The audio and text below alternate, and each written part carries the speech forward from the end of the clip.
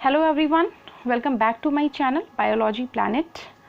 आज मैं आपके लिए लेकर आई हूँ बायोलॉजी के टॉप 30 क्वेश्चंस जो आपके आने वाले सीटेट एग्ज़ाम और यूपी टेट एग्ज़ाम के लिए बहुत ही ज़्यादा इम्पॉर्टेंट हैं। इसमें हम लोग जो 30 क्वेश्चंस डिस्कस करेंगे, इससे आपके बहुत सारे और भी क्वेरीज, बायोलॉजी से रिलेटेड और भी क्वेरीज आपकी क्लियर हो जाएंगी।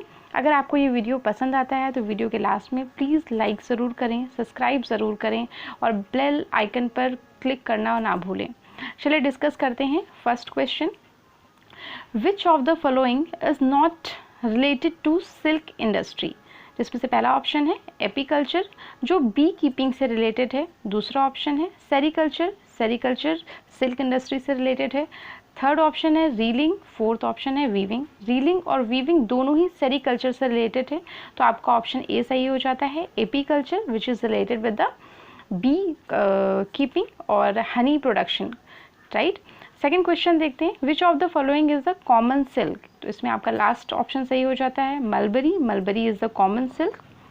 थर्ड क्वेश्चन देखते हैं, silk and wool are, first option है प्रोटीन फाइबर्स, सेकेंड है कार्बोहाइड्रेट फाइबर्स, थर्ड है बोथ 1 and 2 एंड लास्ट है नन ऑफ दिस।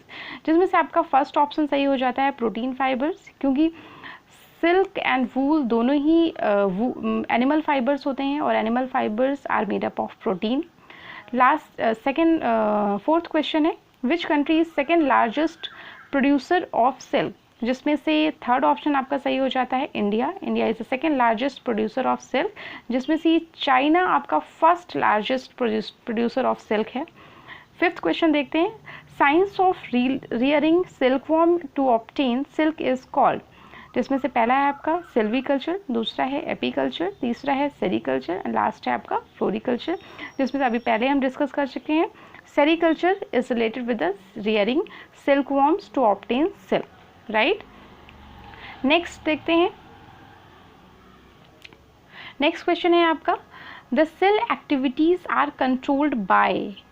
पहला ऑप्शन है आपका साइटोप्लाज्म, बिल्कुल भी नहीं, क्योंकि साइटोप्लाज्म एक फ्लूइड होता है, होमोजेनियस फ्लूइड होता है जो प्रेजेंट होता है कहाँ पर, सेल के अंदर। सेकेंड ऑप्शन है न्यूक्लियस। थर्ड ऑप्शन है प्लाज्मा मेम्ब्रेन। प्लाज्मा मेम्ब्रेन क्या होती है? It is a double membrane which is present all around the cytoplasm. And last है आपका माइटोकॉन्ड्रिया। माइटोकॉन्ड्रिया भी एक सेल ऑर्गेनील होता है जिसको हम power house of the cell भी कहते हैं, क्योंकि एनर्जी का प्रोडक्शन, एटीपी के प्रोडक्शन माइटोकॉन्ड्रिया में होता है। तो आपका ऑप्शन बी सही हो जाता है, न्यूक्लियस, क्योंकि न्यूक्लियस कंट्रोल करता है सेल की सारी एक्टिविटीज़ को, इसलिए न्यूक्लियस को हम ब्रेन ऑफ द सेल भी कहते हैं।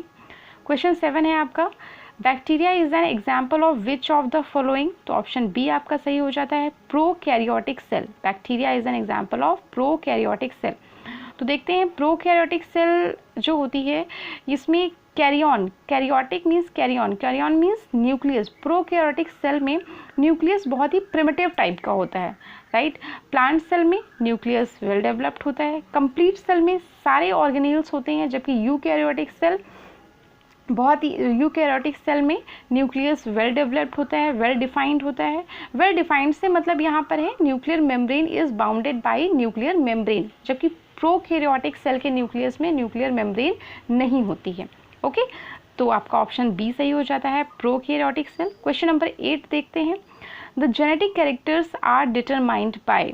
तो पहला है आपका राइबोसोम, दूसरा है माइटोकॉन्ड्रिया, तीसरा है न्यूक्लियस, चौथा है गोल्गी बॉडीज।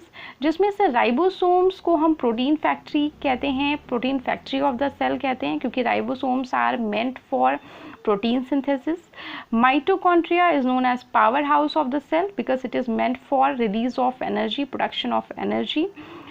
थर्ड वन है आपका न्यूक्लियस। न्यूक्लियस में ही सारे जेनेटिक मटेरियल पाए जाते हैं, डीएनए पाया जाता है और जेनेटिक कैरेक्टर्स डीएनए के थ्रू ही कंट्रोल होते हैं, इसलिए आपका थर्ड ऑप्शन सही हो जाएगा, न्यूक्लियस।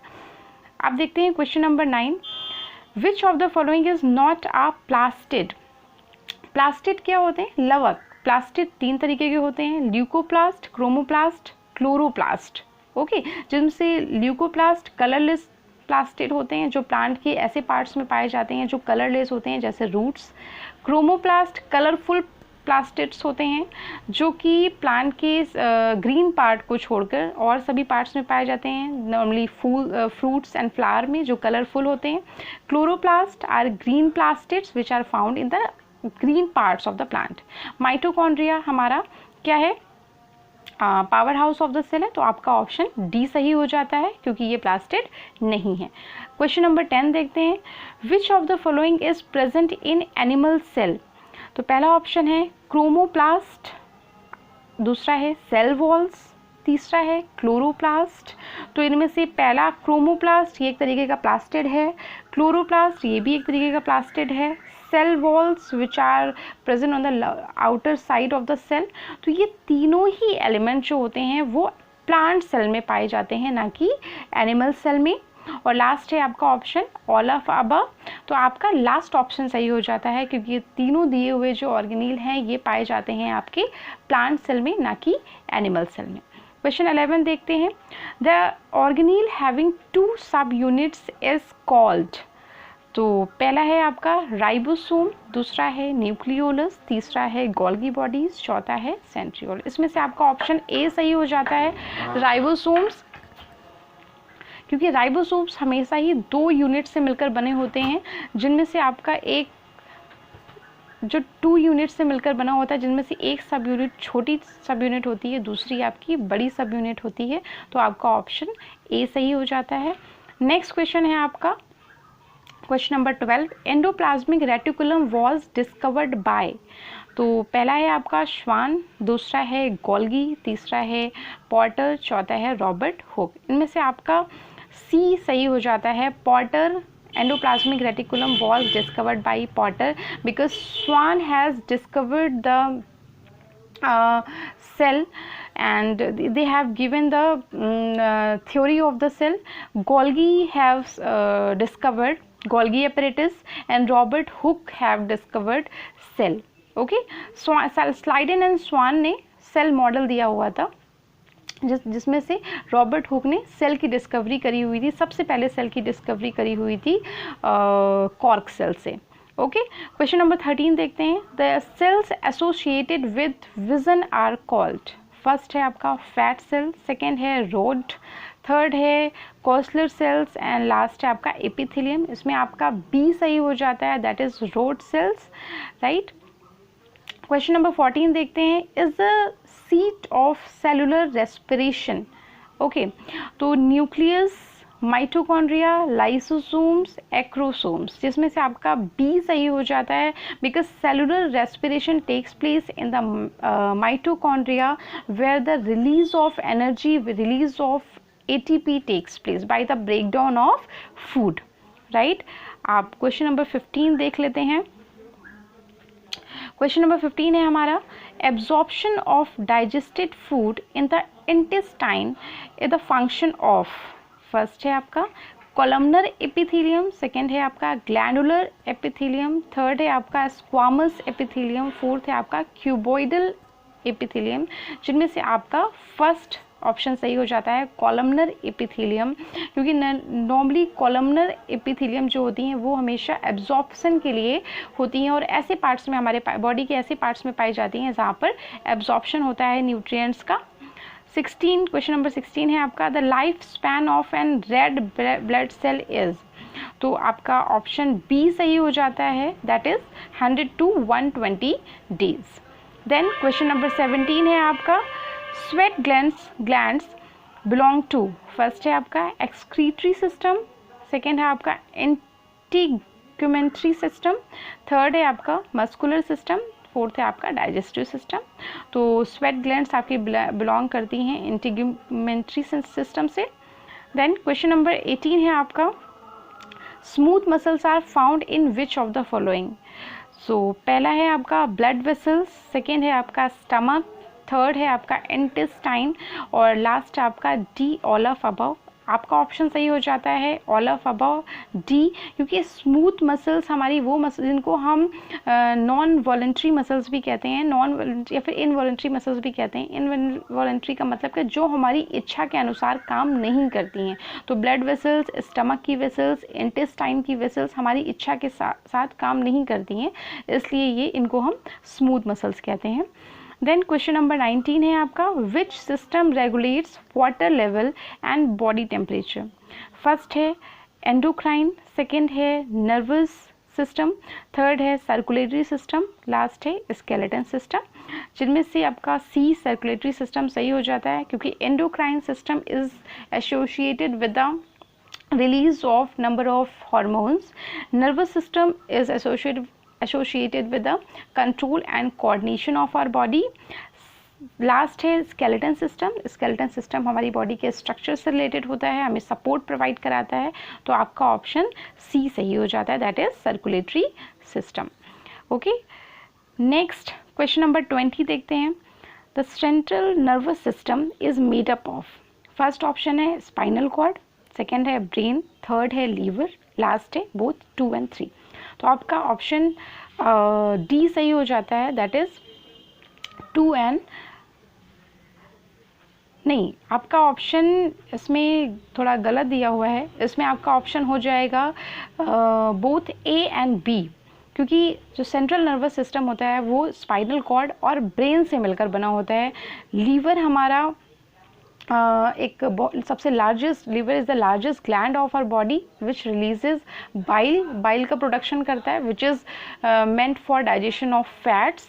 तो यहाँ पर आपका ऑप्शन हो जाएगा A and B, spinal cord and brain. Then question number 21, the skin of man weighs about.